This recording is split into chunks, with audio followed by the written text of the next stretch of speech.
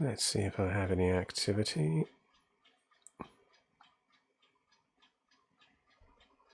Am I live? Let's see whether I'm live. I think I've got sound. I can see sound. Stream says it's offline. It's live and it's good. Okay, excellent. Hello. It's Sunday. It's Sunday morning. What time is it? Oh, it's nearly midday. Sunday here in July, and rather damp morning in Sussex. It's slightly rained and it's now clearing up and getting a bit warm outside. And what am I doing? Well, I'm going to do some pin washes. I've got some materials here in front of me, and they include oil paints, these Griffin Alkyd oil paints, which I'll show you those, and I'm going to pin wash a building, and the building is, well, it's not this one specifically, but this is one I did earlier, and I've got a couple more like these on modules, which I've got over on my center console over here. I've got one I completed a month or so ago, which is just here for reference for me, and a couple of other items that need doing. So I have this, which is a container farm, and another building like this one, which uses the same Sarisa Precision warehouse component in the middle of it. At the center, at the heart of the building, is a Sarisa Precision MDF box, essentially, and you can see by way of removal of the roof that has an empty inner shell, and the roof fits on top there. Now the roof, it was MDF, but I've layered it up with various other details, and if you've been following this, you know this intimately because I've done hours of work on it and shared that online. But I'm going to now start on the next one. This has had its pin washes. I will do a quick overview of where I've done that on here and what it's looking like and any thoughts about it. And in the meantime, I'll get on with the other stuff as well. And since I fancy doing an hour or two of pin washes with this stuff, I'm going to do it. So, oh, and I've got a couple of vehicles as well, which are these Antonosity's Workshop. They're kind of like those Alien, the movie vehicles. One of them's on a vehicle. One of them's got a sort of weapon on the top. The other one's it's got its hatch closed. And since I had the pin wash material out, I'll probably add those into the plan just to get some pin washes on those, because they've just had the sort of the base coat and some minor detailing done. They need weathering up. I'll show those closely in a moment too. So let's zoom down then and have a look at what I've done before, and then we'll talk about what I am going to do. So I shall now hit the button for the close-up, and here we have it. So what have we got? So it's looking a bit bright, that light. I may tone the light down, even though you do need a good strong light. Live alteration of light to stop it reflecting so heavily. Maybe that's okay. Need to get a diffuser on there. Anyway, so here is the building so far, and it has a shine off it because I used materials to make it shine deliberately. If I can get the focus in on that as well so you can actually see it. There you go. So after this had all of its based airbrush colours put on, I did a gloss varnish over the whole lot before I started to do the pin washes. So you can see that gloss is still shining off certain areas, which will be dull coated when it's completed. That's all part of the process. And the pin washes were basically oils that made these sort of areas look a little bit more emphasized. So they pop a bit more. Get that in focus. There you go. And you can see how sort of subtle those oils are in terms of they've given some shading into the background details, and they've provided essentially a filter in some areas as well. And because I'm not painting these, you know, I guess you could call that sort of showcase standard, but I'm just painting through these. I'm not going to cabinet these. These are going to be used in a game. So in terms of technical approach, I'm not actually that worried about it being perfect like you would do in military modelling scale work. The pin washes are just basically providing half of a filter for me to change the overall look, plus bringing in some of the detail to make it pop. So you can see the front there, and you can see how I've sort of mixed in a container or two containers, resin ones from the scene in the UK, and the Sarisa Precision warehouse here with some extra bits added on as well. Just as an interesting comment, I was watching the other day is it Elita Battle Angel, and I was checking out some of the background scenes, which are obviously sort of drawn and then made 3D for many of the sort of green screen elements in there, because I've got real actors as well as her blended in, which she's kind of a 3D model in the movie. And they did have sort of warehouse type stuff like this, because I'm kind of going for that theme. If something else that they do have is a lot of pipes in that movie. In fact, I was going to show some stills from it, but I might do that in another video because I haven't prepared it. But the actual backdrops that they have loads and loads of these sort of pipes sticking out. And then in hindsight, looking at this, that's one thing I'd probably do if I'm building the next range of these, is I'll introduce far more sort of piping coming out and down and going into the floor. Just sort of conduits and pipelines would certainly add to it. But overall, I'm happy with what the filters have done. So how did I do those filters? I'm about to start that now. So we'll move on to preparing the paints. So, better get in focus.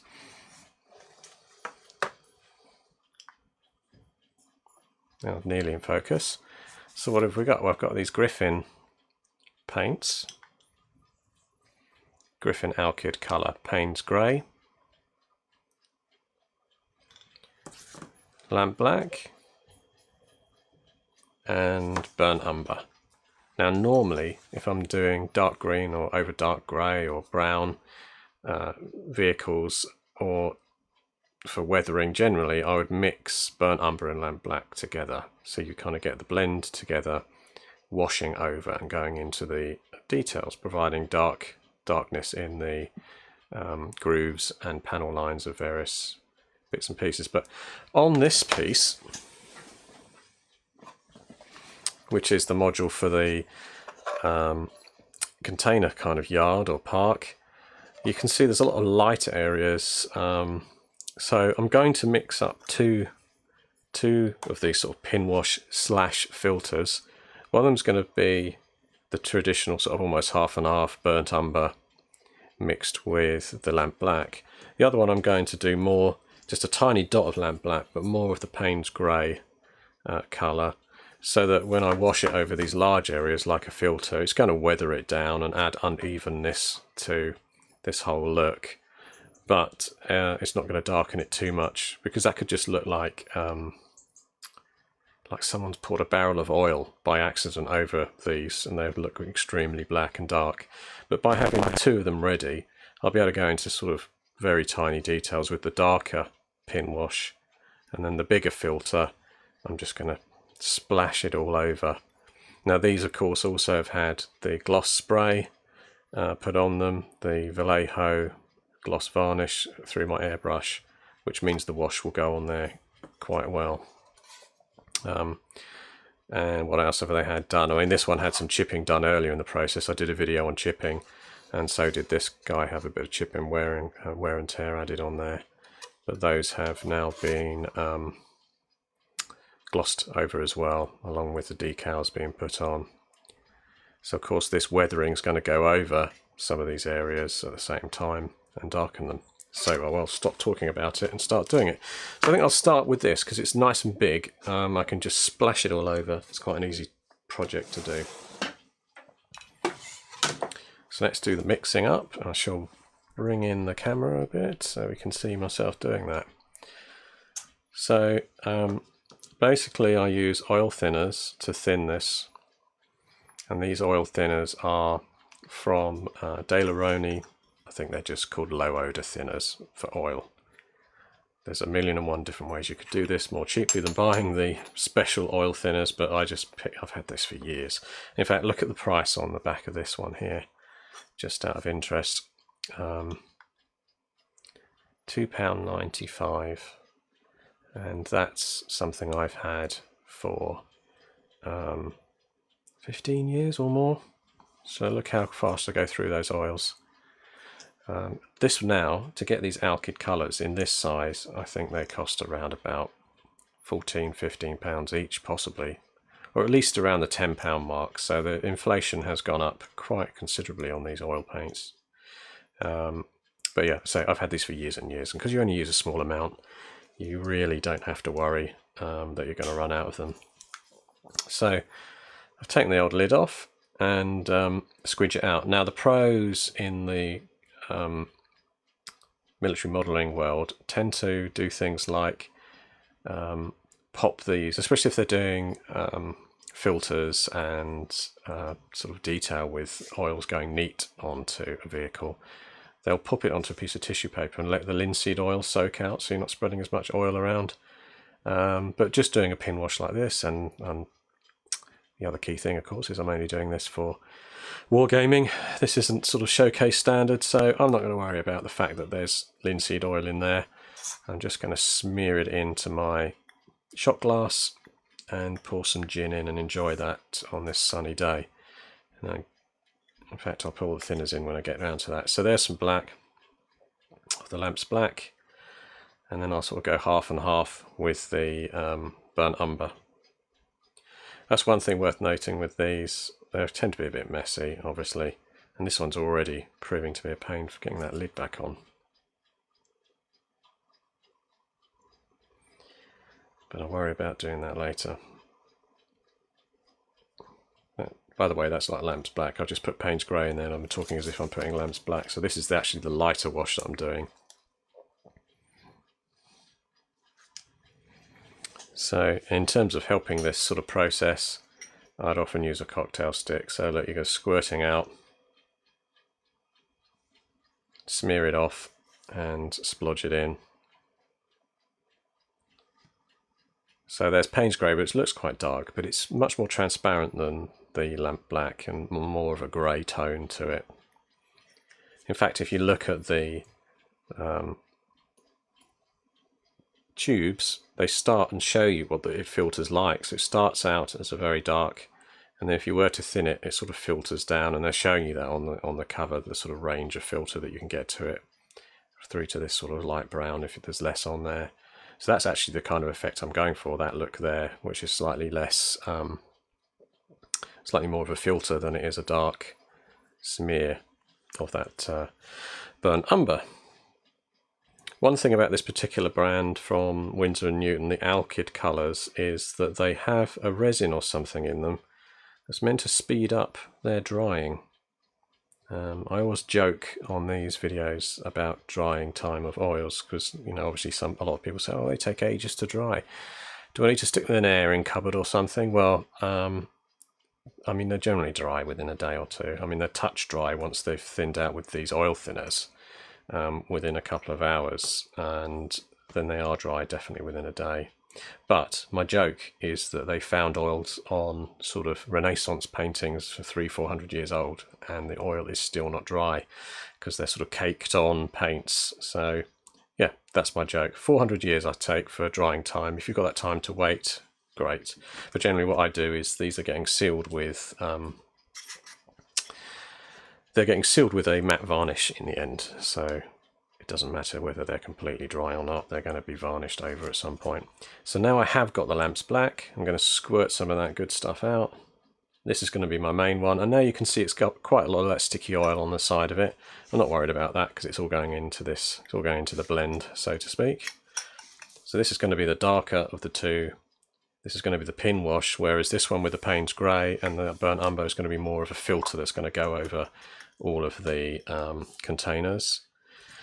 So we'll put some more. I could have smeared this in at the same time, but I wasn't thinking straight.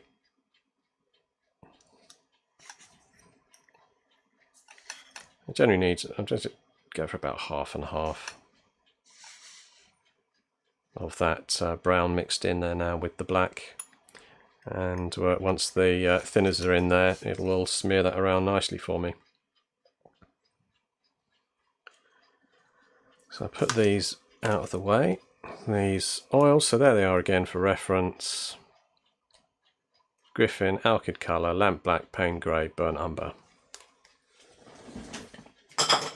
They're neatly out of the way, and zoom out a little bit so you can see this bit without being up too close. So here's my oil thinners. And these are called pipettes, in case you didn't know. And they're available on eBay like this, these plastic ones. I mean, they're going to destroy humankind in the end, these plastic pipettes, but say I use one. I try to not throw too many of them out. So then I just drop it into the little shot cup. Quantity wise, I'm just trying to create a washy result, so you know, got enough in there, I should think, with that. Pop it back out of the way. These are, as I said, Windsor and Newton oil thinners, low odour, so they don't stink as bad. I do also have alcohol over here. You can use alcohol, but it's a bit strong, so I tend to just go with those. And then back to the old cocktail stick. Pick up the smear from there, lovely stuff. Payne's Grey and this one, and the burnt umber together. And the Payne's Grey's got a slight blueness, almost a Space Wolves greyness to it. But it is very dark, really. Just certainly not as dark as the lamp black is. And it's, you know, there's probably better ways to do this with a brush than a cocktail stick, but I'll just continue with this sort of smearing around until I've got a nice wash in there. Now the other thing is, what I tend to do is continue to drop in more oil thinners because it will evaporate while I work. And also, I'm not too worried about mixing that up for this one, but I have got a separate stick in there, so I'll just smear that one around as well. So of course I'm live, so I could normally just cut through this bit, so you wouldn't have to see me very slowly squidging this up, but I thought I'd show the process. I mean, it's not exactly an amazing technique. I could use an old brush here now, which would be much quicker at squidging around and thinning down the paint, but that will do. And the fact I've got some lumps in there is fine, because I'll just smear them around again later as I work through.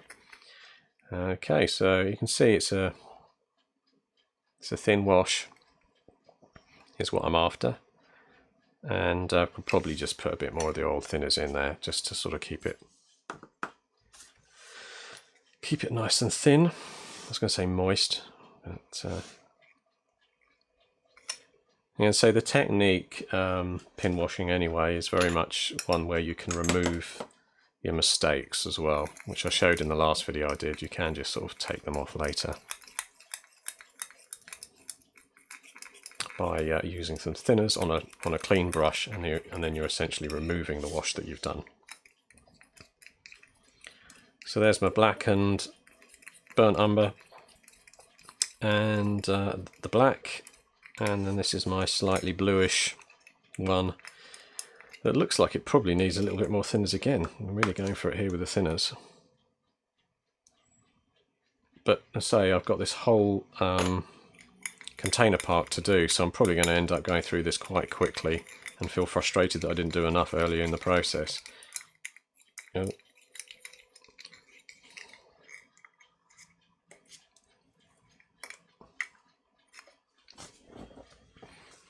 right, now let's get the item.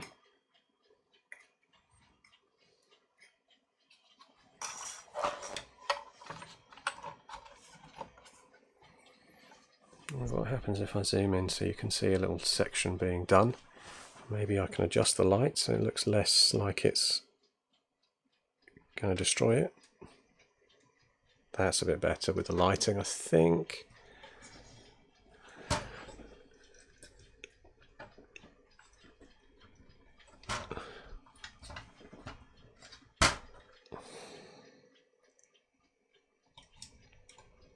Because it's gloss on these, it is sort of reflecting, which is a shame. But there's something I can do, a little bit more adjustment.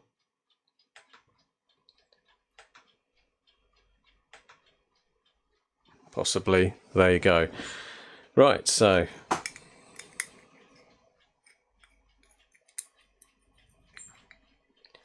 let's get a brush. And what brush I'm going to use? Well, I've hidden the brush underneath there, typical. Let me move these out of the way so I don't damage those in the process. So I'm using a Graduate De Lauroni 6, and it's quite flat, which means I can just sort of draw it across there and you'll see the result. So I'm going to use, like I said, I'm going to start with this, the Payne's Grey, to do more of an overall filter, and you can see it go on quite dark.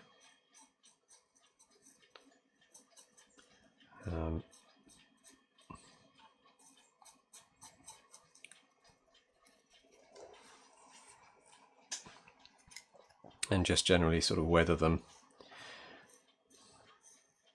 But I'm not going for that super blackened look, which I will continue with into some corners with. And you can see there, it's sort of doing a bit of a pin wash style for me. One thing you can do once this is done is almost a reverse dry brush, which means you're using a dry, not completely dry, but a nearly dry brush with some of the thinners on. And when you put it over this, it will drag off the oil paint from the top of the ridges and the top of the areas, leaving behind the shading.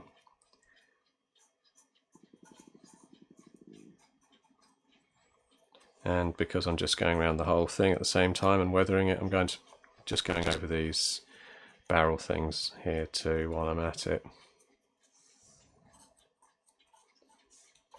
And you'll probably see how much of this I'm going to end up putting on, because I've already loaded this up quite a lot there.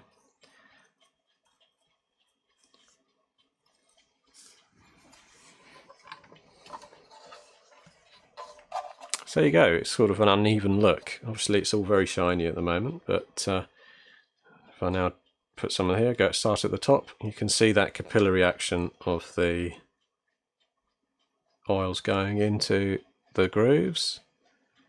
Now if you were doing this proper military modelling grade, you might want to have that in the groove lines, but not be worried about having it on the top areas. And by doing it like that, you can see the difference between that's giving me a whole filter across all of the ridges, whereas where it's run down, it's only gone into the groove lines, which might be more desirable. But in this instance, I'm not too worried. I'll just continue to push it down and just go for an overall filter result, rather than being really fussy about having it only in the grooves. That's not the result I'm after here. But I could leave some in the grooves there like that, and that just darkens it. But that does look like kind of the whole thing's got a bit bit of an oil spill accident going on there. So I'll just scooch across there with that.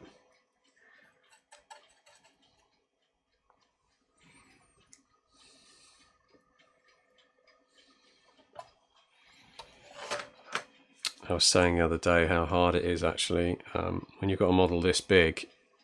Getting it in the camera on view while you're working is a bit of a nightmare. But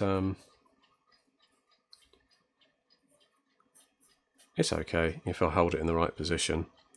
There are some locations on here which I found to be very difficult to apply paint to with any skill or care.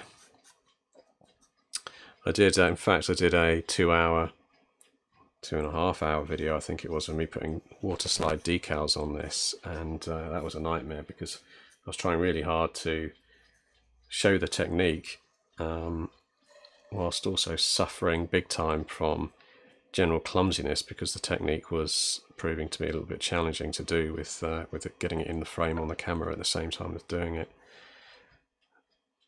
In fact, it was so painful. It's the one video recently, a live stream, I just took it off every media because it was just awful. But I have got plenty of other videos up which are detailing putting decals on things. So this is where it's quite interesting. You can see how bright the decals are. Again, there's a gloss varnish, as I said before, but if I go into these edges here, it will sort of run down and coat the the decal, which is just sort of weathers the whole thing.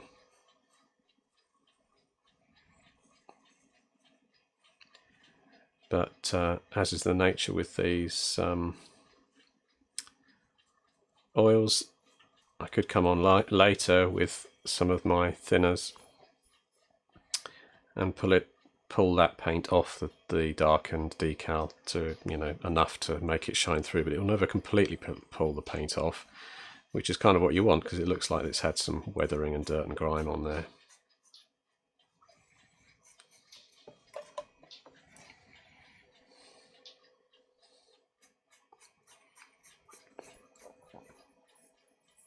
I'm not getting any comments on this video, so it's either the comment stream's not working or it's somehow switched off. But let's have a look, just in case someone's been saying some nice comments and I haven't got it up on the screen.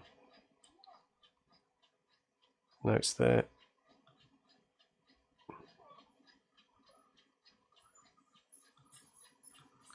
Actually, if I press this one, I might see whether that comment thread is working. I always like to check that things are working, technically.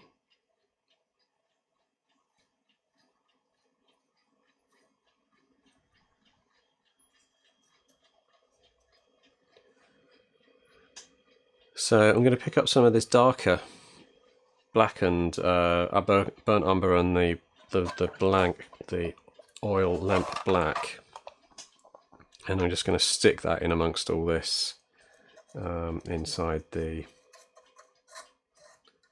skip. I wonder if they call those skips in America, I don't know.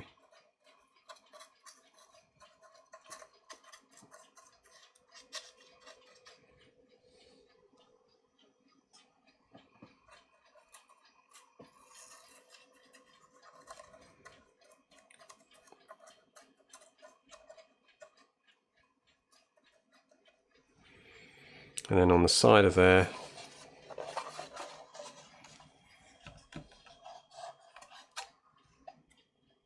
I'll go for the lighter.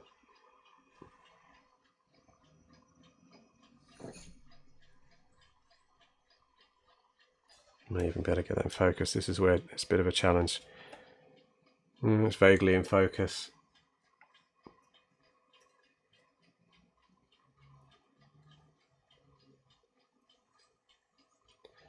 And this will be a good example of where, when I do use the thinners to pull the oils off, you'll see how it's quite a subtle result, really.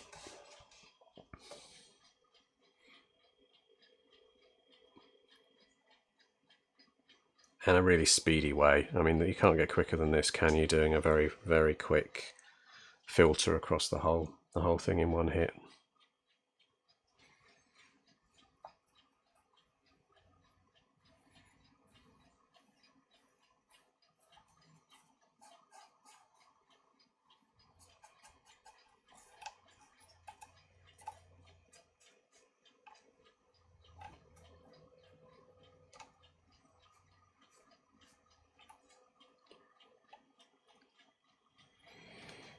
Certainly a lot grimier than it was before there. And since I've got it at this angle, why not go into there while I'm at it?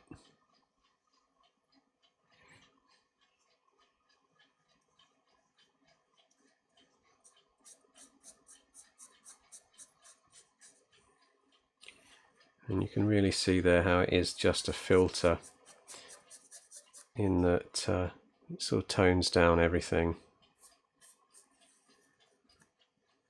So I've gone a lot stronger on removing it from the lines as I paint it on that one, whereas on this one I've left quite a lot of the dark areas up in the corners, which I could pull off as well.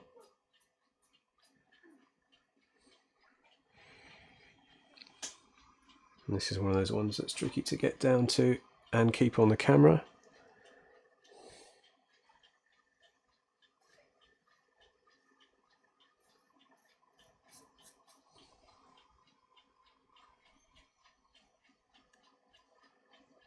Smells great, by the way. I like the smell of oils and the linseed.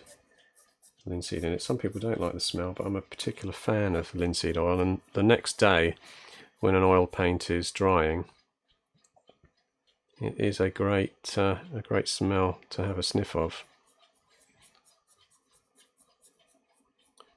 Not that I spend a lot of time sniffing at it, but it's a nice smell.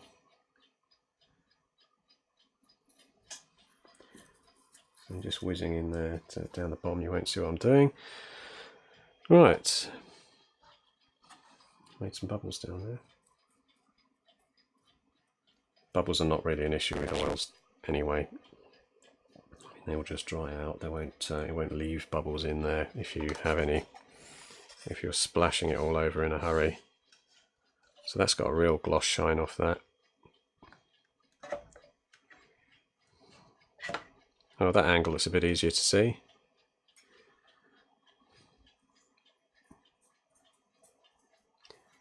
These I did cheat a bit in terms of weathering. I did a quick dry brush of a silver over the top of the areas that would be sort of bashed about, like those handles.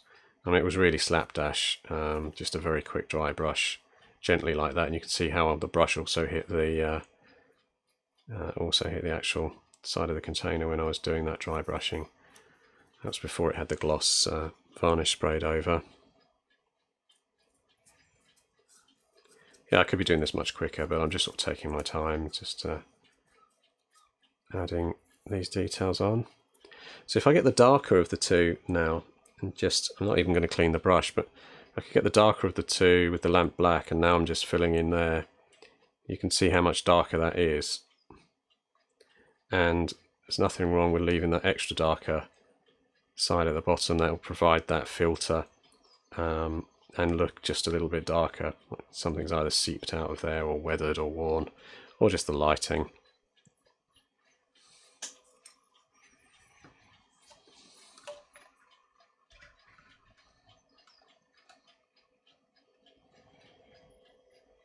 I'm trying to think of a good way. Actually, if I pick it up on there, we're good. We're good to keep going.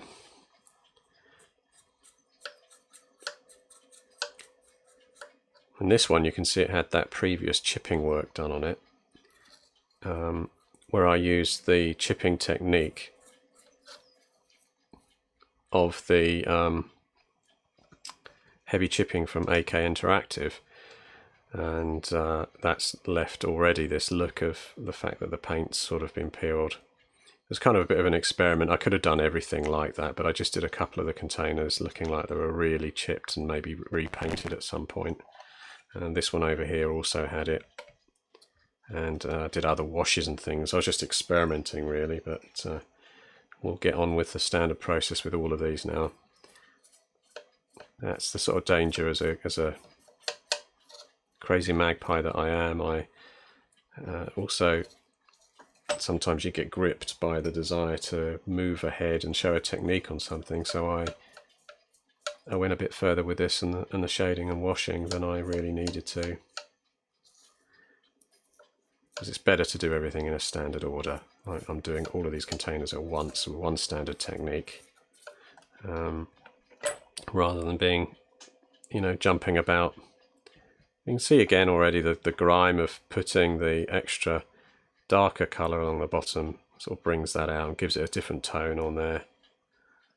And the darker pin it is, so it's doubling up. It's acting as a filter and a pin wash, because as a pin wash the black is going into the corners around the details, and as a filter it's covering the whole area at the same time and just making the whole thing uneven and dirty and grimy looking.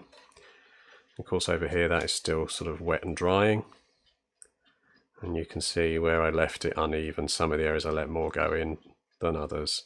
Just the sort of the way dirt and water pools, doesn't it? That's what I'm saying now after I look at it. But yeah, dirt and grime pools in different ways on the top of these things. Rainwater forms some organic junk. So there I'm just popping a bit more on, and you can come back at any point. So if you don't like a bit and think, well, maybe I should go a bit darker into those corners, you can do that for a period of time with these oils because they stay wet, and you can just add more thinners. So yeah, I've just darkened that whole area up. I may actually darken even further just in that corner. So that's a lot of paint going on there. Just get some of that off.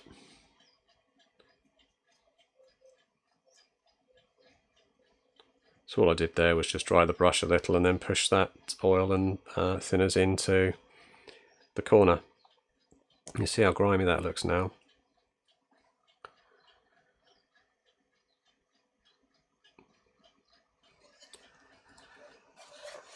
So I've got some more tops to do around this side. Let's line that up now that probably get that better into focus.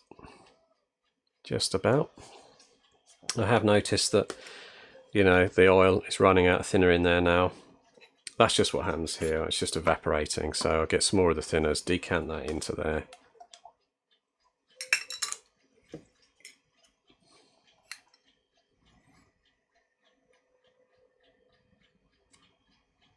At some point you need a little bit more oil as well, but there's no harm in just splashing that in. I'm going to do that into both pots.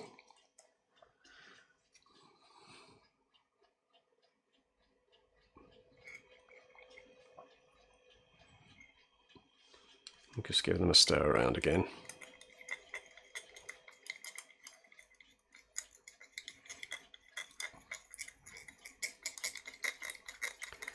So that's why oils just last so long if you're using them for pin washes and things like this, because you only need such a small amount of the pigment in a pot.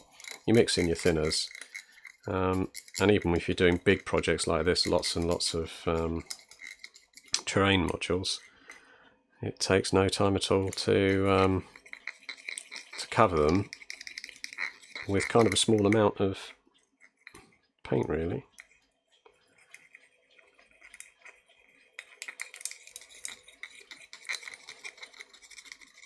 Again, as I said before, I could probably use a little fat old brush to do this, because it would certainly smear it around a bit better, but I haven't got one to hand. That's an old one. Or maybe if I look around I might find something. But anyway, let's get on with it. So still continuing to use the size 6. This is the lighter. I'll put the lid back on the oil thinners. This is the Payne's Grey mixed with the burnt umber oil, which you can see in the top there. In fact, I will use this brush and just smear it down into there too. Look at that, much better choice of tool than the blasted cocktail stick. Anyway, that's nicely thinned to a wash size, and I'm just going on. A wash consistency even.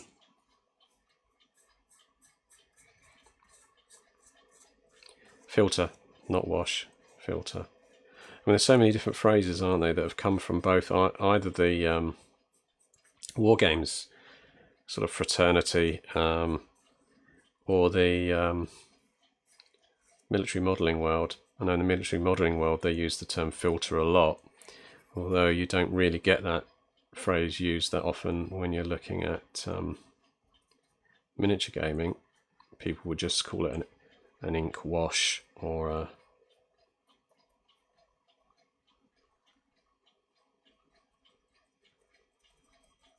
there you go, mine went blank for a moment, but they would call it an ink wash or a glaze.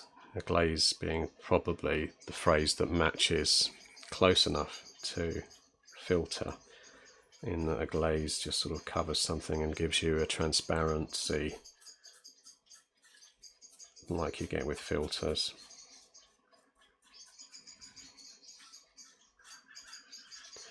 See, that's a full-on filter I've done there, really, in the sense that all it's done is just provided bringing all the tones together, but then when I do go into the corners with it, it's more of a pin wash in the sense that I'm using it to darken very specific details.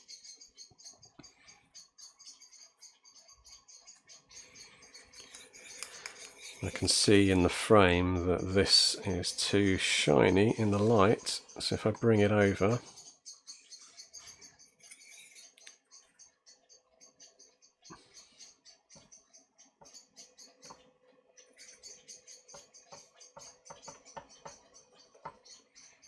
and these cases which I've put on there as well. There's something that I try and do with the painting in general here, and that's that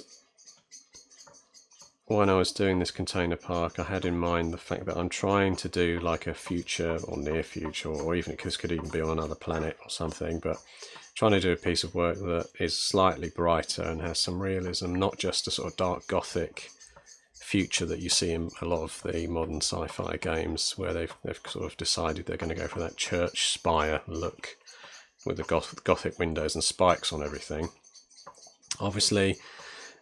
But at the same time, when I'm thinking, okay, I want the brighter colours on here, I'm also thinking that I don't want something that looks like a too much candy pop sort of look, because otherwise that has a certain look and feel to it as well, which is probably not completely desirable in my mind.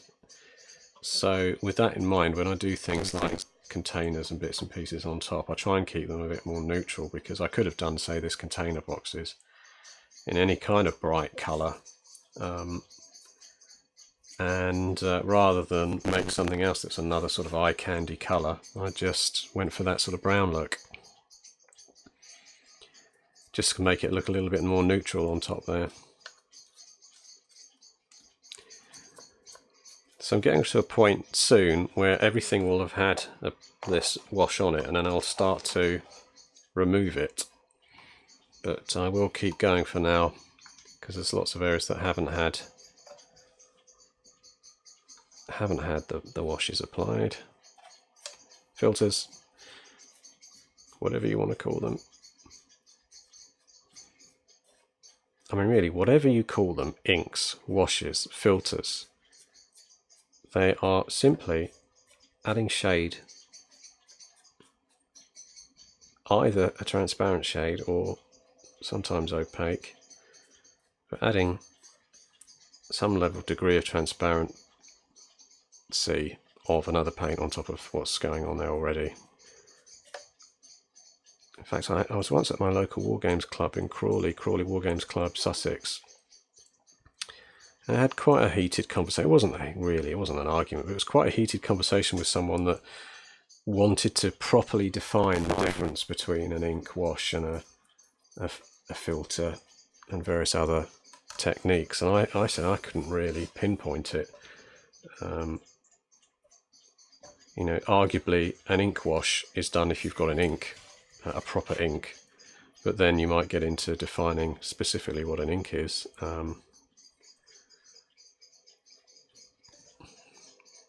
I wonder what the chemical definition of an ink is. Don't all jump at once to answer that. Take your time.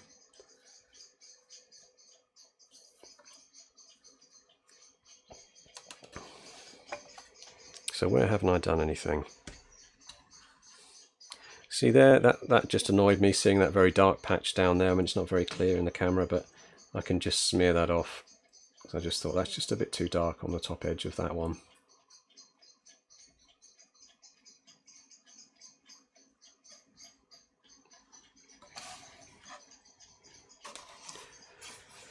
Right, so the back side, I haven't done this section here yet.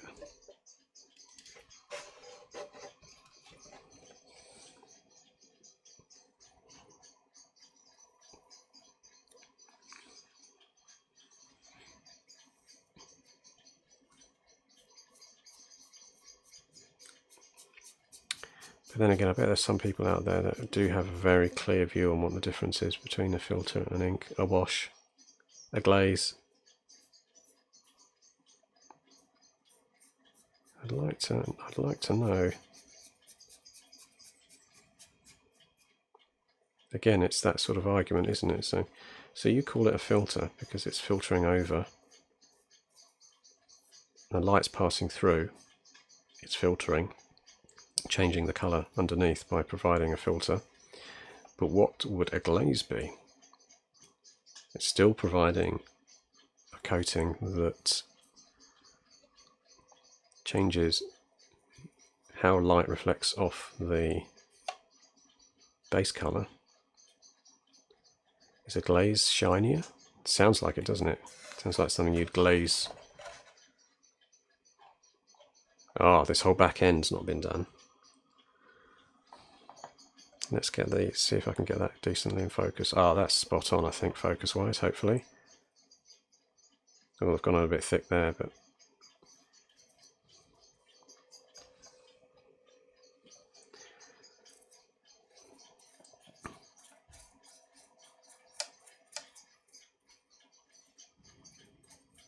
You can see that I highlighted up with the airbrush the green here, so it looks a bit brighter in the middle.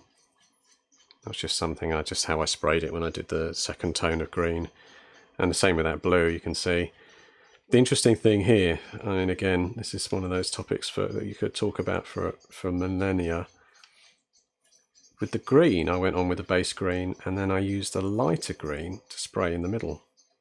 So I used a sort of a neutral green, and I think I either mixed some white or a brighter green I used on here, centrally, which is visible. Whereas with the blue, instead of using a lighter colour, I went on with a palish blue initially, and then hit it with a darker blue along the bottom. And that's the sort of thing with airbrushing, you can sort of take that choice. You can sort of say to yourself, well, I'll go on with a neutral colour, a mid-tone, and then either highlight it or, which I did with the green, or shade it, which I did with the darker blue here. Or go all the way to town, put a mid-tone on, and then spray on a highlight plus spray on a darker tone. And I say these are just containers though, so I wasn't really spending an awful lot of time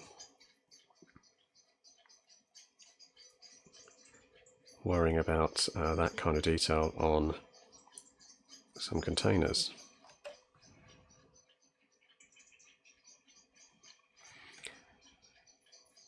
Right, so if I now get some of that darker colour, I'm going to just go along, well, splash a load of it on really along the bottom to really dirty up the underside of these. So this is the lamp black mixed with the burnt umber going on along the bottom there. Going on quite heavy with it. In fact, when you go on this heavy and it's got quite a lot of pigment in that, it will take quite a long time to dry, but I say when you're doing a larger project like this, I don't mind just leaving this around for a few days while it dries off. And it's not going to prevent you starting the next phase, say doing some chipping or something, even if the oil's not completely 100% dry yet. So that's a lot darker along the bottom edge. We'll just go along that ridge between there in a darker colour as well.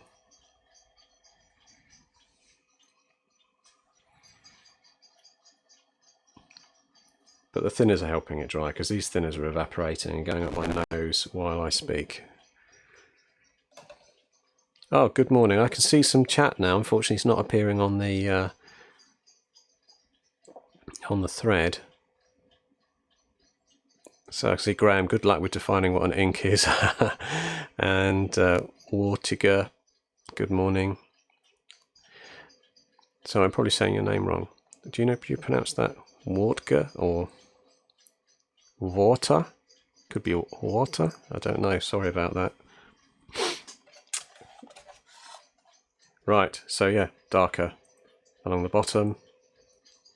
Whole thing looking nice and oil shiny at the moment.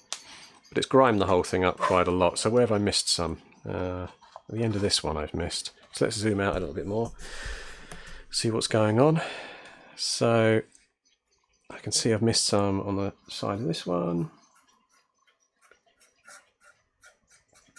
Speeding up the process here a bit now. And down underneath there too, on both the ends of those ones which are sort of hidden down there.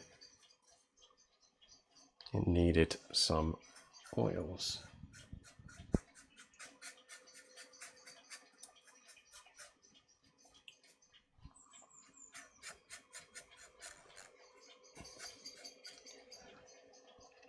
And that one I didn't really do very well a job of going down there as well. Got a little Darth Vader decal that's on the side there, which which I've added. Obviously I'm not using these for Star Wars, but no harm in putting some pop cultural references on there. And these little gravel bits on the base, why not sort of cover those? They'll need washes and details later on, but just sort of darkens them a bit.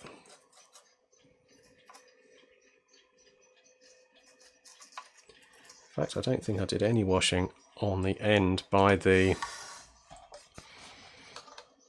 along this whole section there by the skip. So going on strong. Yeah, so let's just say the number one, numero uno, the best thing about oils that beats all of your Games Workshop, all of your Army Painter, at least their acrylic version of their wash, your Nuln oils, all of those Griffin sepias are all beaten by the fact that this is so subtle when it wants to dry. Oh, plus you can take it off afterwards, which you just can't do with an own oil or something. You'll end up with a tide mark, and obviously the harder and better you try at doing at using those acrylic based ones, which I've got all here. I'm not like one of those curmudgeons that will never use a known oil and thinks that they're no good. I use them and I like them, but on a large scale item like this, you can't do this. What I'm doing on the end here is probably not too visible, but you just can't do this kind of smearing around that you can do with the oils with thinners. You can just do a much subtle effect and you're not going to get a tide mark. If I used a known oil on there, by the time I'd gone around the other side and come back, the known oil will be dry and there'll be a tide line if I hadn't consistently covered the whole area. So definitely wise way to do it.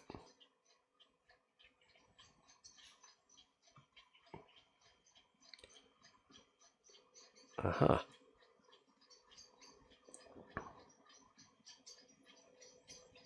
I'm just trying to bring up the chat, live chats visible. That's better. So I'd only say an ink is a form of media and others are techniques used using various forms of media. True, true.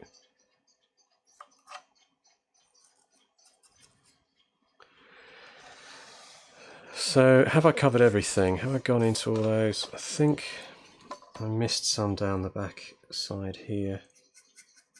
But really they're not that visible, and just making them grimy and out of the way on the model anyway, because they're not going to get a lot of visibility down there.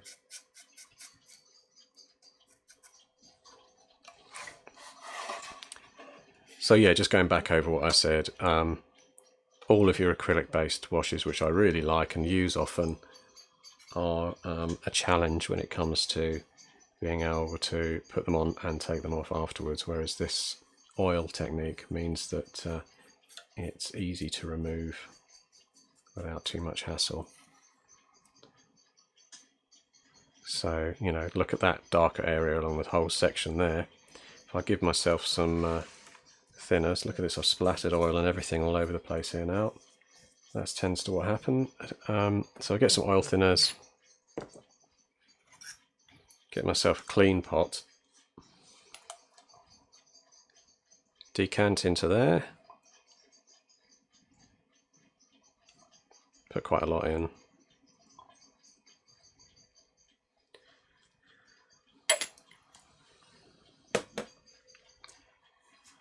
So as I just mentioned, check out this top section there. If I want it to look like lights falling on there and not so grimy as it's sort of accidentally oil smeared, I get some of that clean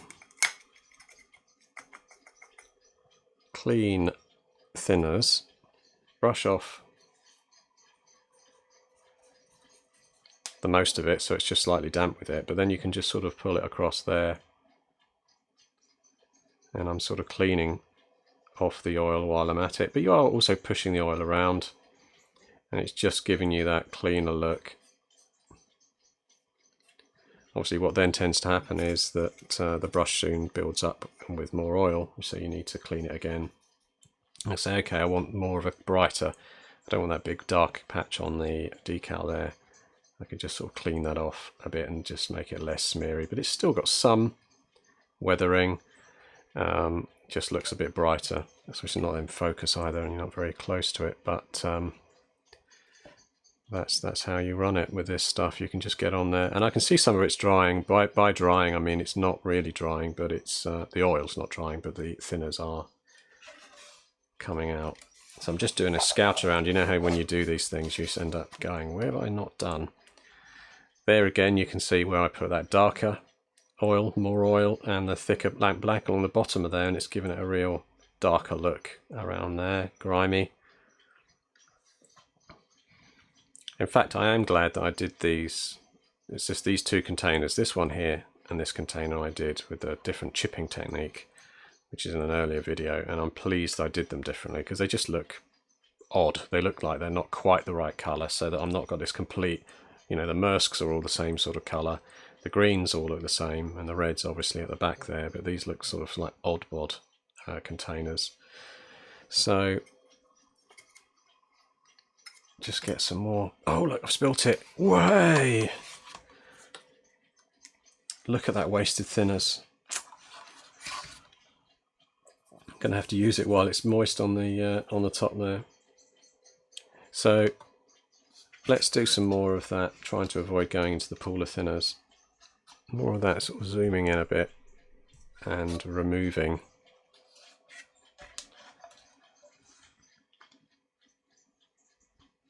Nearly in focus, come on. In my hand it will do it. Right, so again I can go on here and I've got a cleaner brush. I can just smear off some of the oils that's just pushing it into the corners.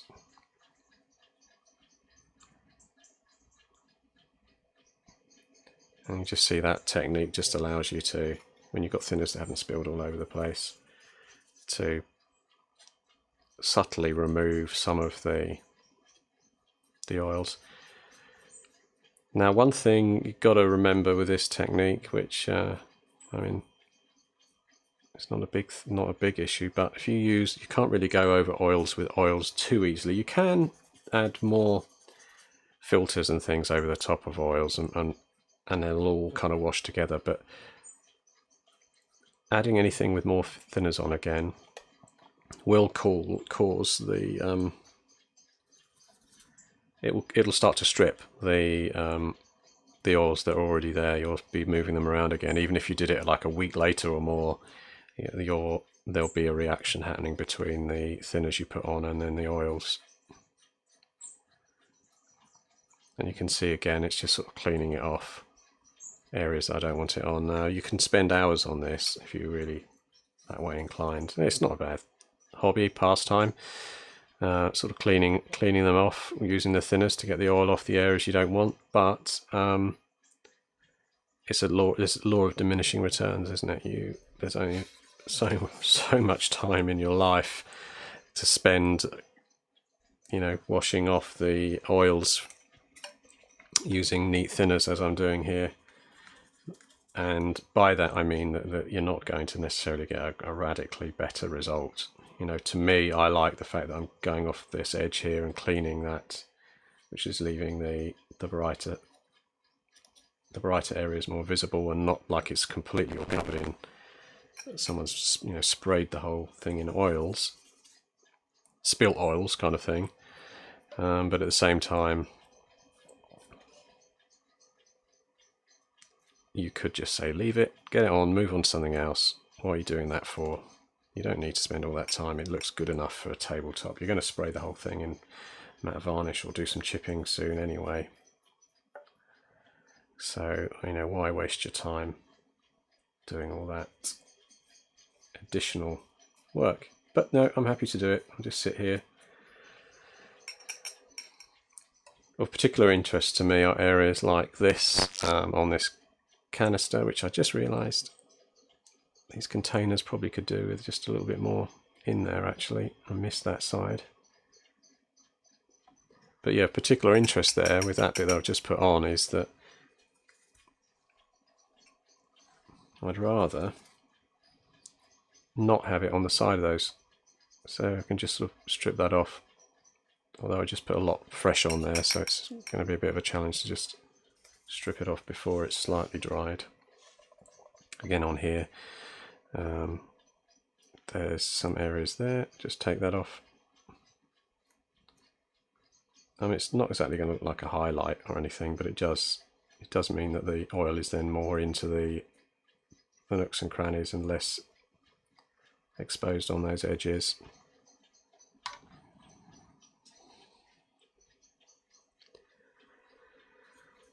So I think really I'm nearly done here.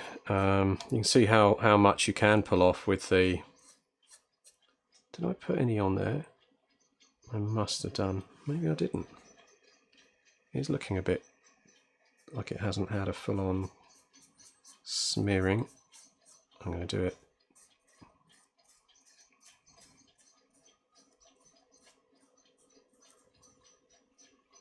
Anyway, and I'm going to use the even darker right along the edge bottom there.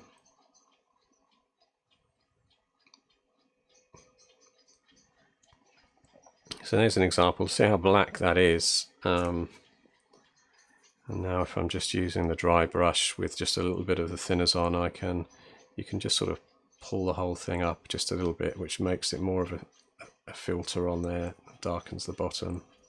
And you can just keep repeating that until you're happy with quite how grimy you want it to look.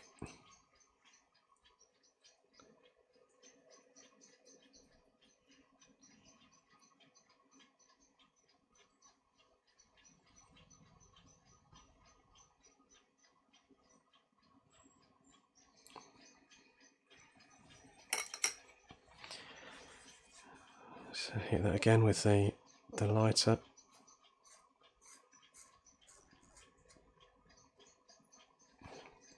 It started to look a little less like it's just a smeary old black oils patch. So the dry brushing side of things, which I'll come back to this one, I can see the oil's drying, but I can see the thinners is mostly dried off on here. I've now got a brush, just dip it into some of the thinners, dry it off on the tissue to the point where it's still slightly moist.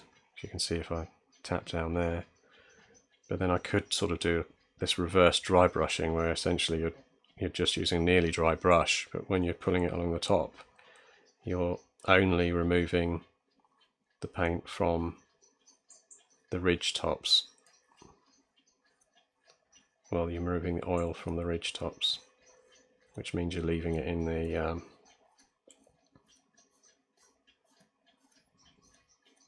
all of the indentations.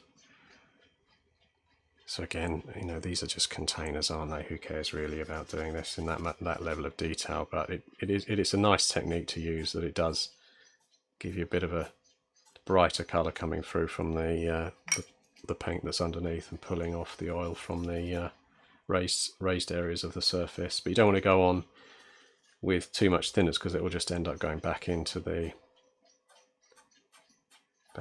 pooling areas as well.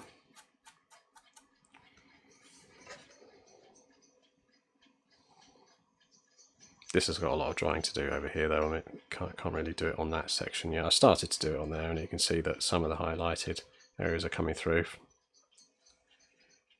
I've never heard anybody call this reverse dry brushing before. I just randomly made that up. But again, here's another example. There's a darker patch there if I want it off, because that's quite moist. It's coming out of the, but it is pulling the paint off the oil paint off the outer surfaces and leaving it still. I don't know what other way you'd describe this really, because the brush isn't really it's nearly dry with just a little bit of thinners on. Depending on how heavy you go, you could end up pulling some of the oil out of the grooves as well.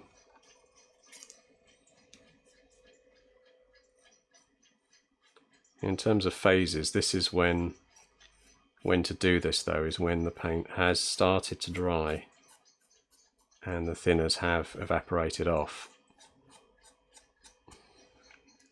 I'm probably doing it a little bit early. I probably could have left it another 3 or 4 minutes on some of these areas. Look at this really dark beast over there. Ah, I've got another section I missed. Ah, I knew there'd be somewhere. All around the side of that one.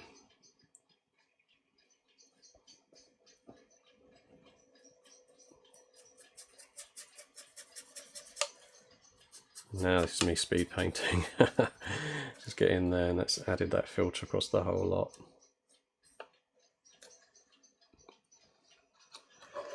I can see the roof bit, the top of it is starting to dry.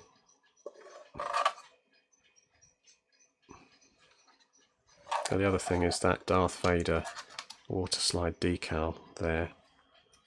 If I wanted to make it stand out a little bit, I might do that dry brush type technique over there just to make sure that he's still sort of visible.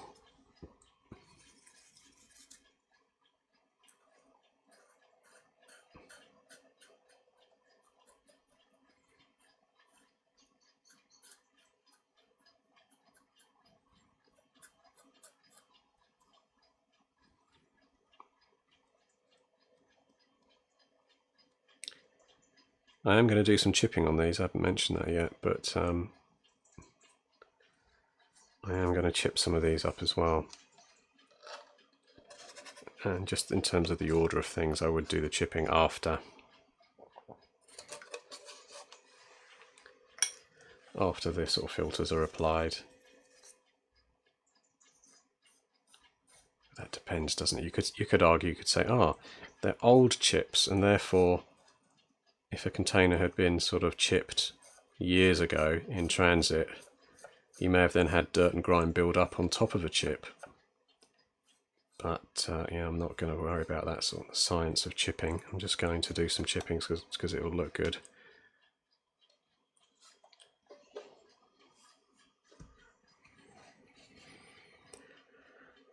Right, the other surface around the back, I'm mostly sort of okay with it really. I mean, it all needs to dry. My mouth's getting a bit dry with the thinners going up in my mouth, but maybe I just do a technique of trying to pull some of the oil off this skip again there, so while that's visible. The problem with this skip, although you can see that has pulled off some of the paint, the skip is a 3D print from Brigade Models, Tony, in Kent in the UK, and because it's 3D print, it has that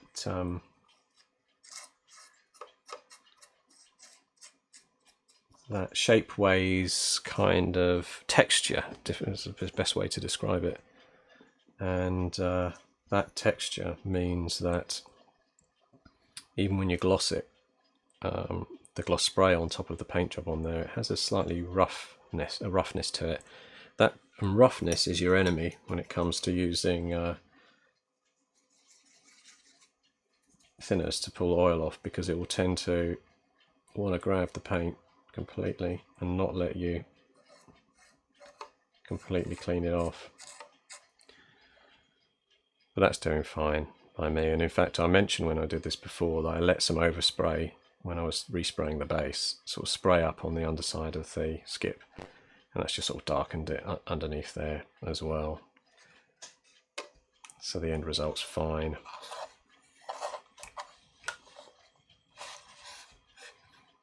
Yeah, I was just thinking maybe I could do the same thing here just to sort of clean up the yellow. You can see that's having a sort of result. I can't see it, I'm looking at this in the screen actually. This is I'm like a surgeon, neurosurgeon with a camera. I'm watching this on the camera rather than actually doing it, but there you go. That will dry off nicely. In fact, that will take some great chipping along the edges and things on there as well when that's ready for chipping once it's all dried off. Oh, that's so I've run out of oil thinners again because I spilt them all on the top here. So just put some more in. Hopefully not spill these ones. In fact, I use a I've mentioned this before, these bits of card I put down, I use little magnets, and they're magnetized. These are just fridge magnets, but they happen to be handy to hold down things when you're doing filming. But to achieve the magnetism, this is a steel plate underneath, and unfortunately, I'll show it off. There it is, shining steel plate down here. It rusts because it's not rust proof. But one thing I was thinking of doing is at some point, maybe once it's rusted up a little bit, put a dull coat over it or something. I wasn't sure how to seal it. So I think the top of that one could do with that dry brushing, reverse dry brush type thing to remove the worst of it. So I've got a fresh tub of the thinners, and then just head over here as well. Some of it just needs cleaning off around the edges here anyway.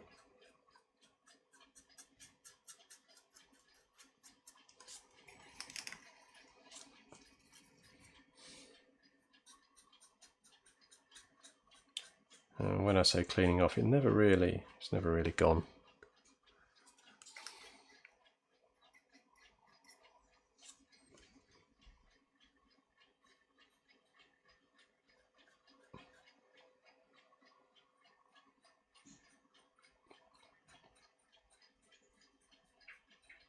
Because you just smear it into the corners and edges.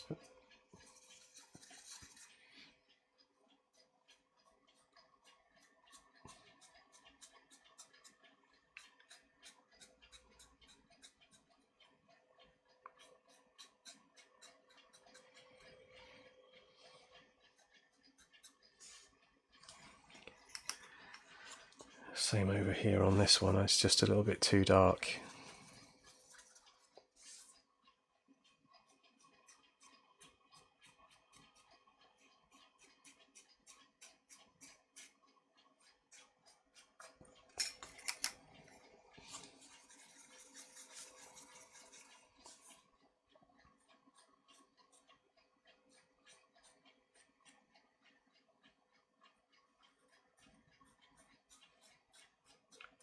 So here's an interesting topic that came up recently. So obviously I've been playing with and sort of promoting 15mm SCIFI. You can see the size of it there for, well, I had the Traveller miniatures probably 20 years or more ago, but I had been sort of actively playing it and taking games to shows and things since about 2007, 2006 or something in that order. So definitely over 10 years, and it's an interesting community because there's not a lot of players of it. It's very niche. You know, the internet is obviously full, YouTube is full of computer gamers, and then the sort of next level down for heavy use in gaming tabletop terms might be sort of your Games Workshop people, with a lot of war gamers that are doing the Games Workshop games,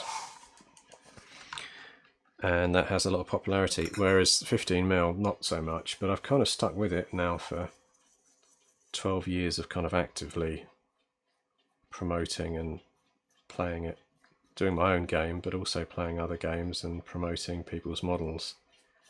And just recently had an issue that came up, and I won't mention anybody because it's a general theme, but I obviously have a lot of forums and groups. I had a Grunts Yahoo group for years, and I had various other sites, and I'm always very happy to let traders pop in, and they quite often obviously share details of their models and promote them, you know, just as a neat advert saying come and look at my models. But actually quite often they'll be promoting their own game system, you know, not the Grunts rules I've written. They'll have their own sort of game rules, and their models are generally, they, you know, you can understand it, can't you? They want to promote the models for their game system, not Grunts. But it's it's come to my attention really, and it started to wind me up, the amount of just spam adverts on these various different platforms, particularly where it's a grunts focused group, one for my rule set, and they still spam in there, come and have a look at my rules. And I thought I'd test this out with 2 or 3 different people and companies. And I say I won't mention they are, but there were 3 different people I contacted to say, oh, hello, would you mind me putting something about grunts on your trade site, your trade webpage on Facebook, and saying, give me a chance now to share my product information. And it was a flat no refusal from all of them. And it just shocked me really that I thought that we were all kind of reciprocal in terms of caring and sharing with the amount of promotion I've done for other people's games over the years. And that's just not how other people think. They're happy to use your platform to share, but in the other direction it was just a flat refusal from all of them. So yeah, it's a shame really that I thought people would say, yeah, I'll put something to your site. You can post stuff on mine just like I post on yours, but it doesn't happen that way. But I guess it's business, isn't it? Really, it would be like Microsoft putting or YouTube. Well, no, they do adverts across. They do cross-platform adverts, don't they? But you know how it is. It's a competitive world out there. But it's a tricky thing to take a stand on, because what do? Do I say, look, just get lost everybody and stop posting your adverts, whereas because you've got your own rule set and you're not interested in how well I do with my sales of my rules, it's all about how you're getting on with yours. But I don't want to spend a lot of time thinking about it, because it just ends up in a war, doesn't it, with people, and other people have different views, and then you end up getting blocked from different sites, which is not the kind of attitude I'd like to take forward. You can't come in my group because you're advertising. It's interestingly commercial, isn't it? And I can go deeper into this, moving the topic away from myself. I'm a member of various Dungeons and Dragons groups, and this is a particularly interesting moment in history, I guess, in that, I don't know whether, if you're not interested in it, switch off now, but many of these gaming type things are people are seeing commercial opportunities in there, and you've got some high profile, quite fun to watch podcasts and YouTube series on various role-playing groups where they've kind of become almost like actors, and it's got quite commercial, and there's advertising, and you can buy models for them and books and everything for their particular role-playing thing. Like I think Critical Role being one of them, but there's several others out there that are similar. One of them, in fact, you can even go and watch the role-playing in theatre, and that just surprised me. A whole theatre full of people watching role-players on stage sitting around and rolling dice.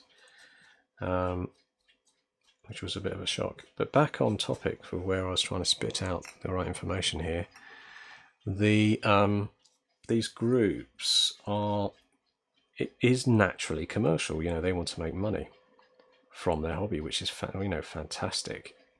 What do you do for a living? I go up on stage and I role play, and then I do a podcast where we all just chill out around the table and roll dice and fight warriors with each other.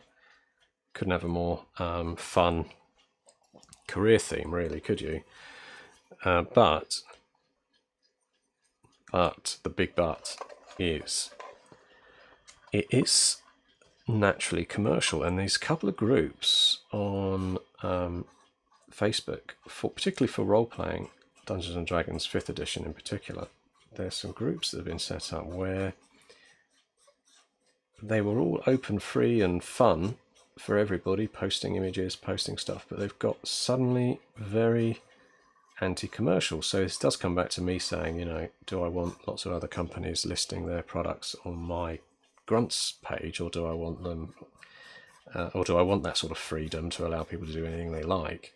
Sort of uncensored, unmoderated, just pile everything on. You may be kickstarting a brand new game that will mean that people won't want to play grunts anymore. They'll go off to your game. But I don't mind. You know, that's how I've been for the last 10 years. I've just sort of let people do whatever they like on any sites that I've set up. But these, back to these D&D ones, they very much now kind of almost completely lock them down. And then you've even got pay for gaming as well. So you can go and get sign in for paid for sessions of Dungeons and Dragons and things with different groups, sign up and join one of these things called Discourse, where you chat online and play with an online group, which I've never done, or sort of played with around the tabletop. So you've got all these different approaches, but they're very commercial. So one of these Dungeons and Dragon groups, you can't put stuff in, but now you can actually pay. You know, they were set up on Facebook as just a fun group and created by someone that said, I'm going to set up a D&D 5th edition group. But then suddenly, 2 years on, this person's sitting there, or a group of moderators are sitting there going, we've got 10,000, 20,000 members or something. Let's start charging adverts. You know, so if I went on there and wanted to sell a new set of dice or something, I could pay them to promote. And that's where it's the biggest modern argument, isn't it, on the internet in general, who owns it, in the sense that those people, those 10,000 people that made that group a success and joined it, do they not own it? Should they not see some of the benefit, commercial benefit of the moderators now making cash, hard cash, out of their sort of fun signing on and talking about their games and sharing pictures of their games? Suddenly, they're helping someone else trim some fat, money in other words, off their posts. And no doubt that was started out, and there was no commercial interest there at all. Someone just started out and probably just went, oh, I'm going to make a D&D 5th edition group. 20,000 users later, and they're thinking, I can charge people to put adverts in here. But what right do they have to take that money from the membership? And I think that's generally comes back to the whole who owns Facebook kind of thing. They're obviously super billionaires own it, but ultimately it's our information and our data that they're making money off. Yeah, that's probably a bit of a deep topic, needs further exploration outside of a gentle painting guide like I'm doing here. So I think now I've put enough oil on and I've stripped enough off with the sort of dry brushing I'm doing, where I'm taking off some of the paint by using just a moist brush with some thinners on, and you can see I've just run over areas like this. You've got to make sure that it's not running, but look, you can go like that and it pulls off some of the darker stuff, leaving it in the gaps. And I've done that all around really. I've done enough of that anyway. You can see it's nicely drying on this side now, and in fact some of the oil has given this a whole matte look now over here. Just take a bit more off the corner there. I'm quite pleased with the result, and now it does need chipping to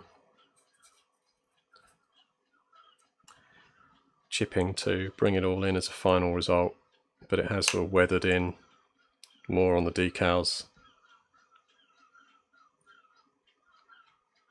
And it's quite subtle, isn't it? It's not like I put a huge like Nuln oil or something on there that's going to really darken it off. I almost knocked over the thinners again. So that's me. I'm going to take a break now. That's true, Graham. So I'm taking a tougher stance. I'm being tough now. Yeah, there are already groups for general 15mm rules and models. Everybody can share in there. That's part of the fun. But it is interesting. Say 15mm took off even more. Unlikely that it's ever going to come more than kind of a niche. But then the moderators of that 15mm group might say, well, if you want to put an advert in here, you really should be paying us for that privilege. It could come to that at some point. Or I could do the same, couldn't I? I could say on my Grunts group, yeah, you're welcome to share stuff about your models that you've got an associated game with, but pay me, stick it in there to see my audience. Huge audience of about 236 members that I've got. think it's a bit more than that, maybe like 340 members. It's a very small number anyway. I mean, I am niche. I am the most niche corner of the internet. You're watching it now. 15mm sci-fi gaming. There's not many of us on the planet, so we've got to stay strong and stay together, which is one of the reasons why I've always been so happy to share and let people promote their stuff. So this needs pin washing. As I mentioned before, Antonosity's workshop, I've got a couple of those that need doing, but I am going to take a break now, let this one dry off. So that's the second of these bases now done, that's drying. And then the first one here is, which is now dried from about a week or so ago, that's had all that pin wash work done, and this needs chipping work as well on it. I'm excited about doing the chipping because I haven't done chipping on this scale ever, really. I've done chipping on models smaller, but I'm going to do sponge technique chipping, where you tear up a sponge and then you use a darker colour and then spread that around on these different areas, and then you use a very fine brush. In fact, I bought a brush especially for it. I brought a Tamiya modelling brush, and this is like a super tiny brush, which I will show when I do the chipping video. But sponging, because this is a big thing to, you wouldn't want to paint the chips on something so big, so I'm going to sponge some chips on and then I'm going to detail them up a bit more. But that's that.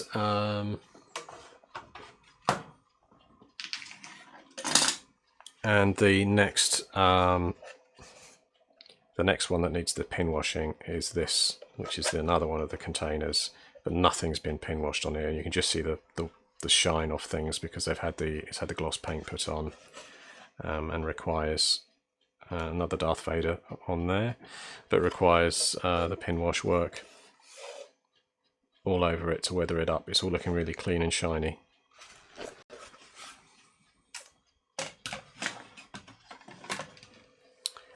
So through the power of the internet, I'm going to press that, and that's me. Hooray! Look how hot I got.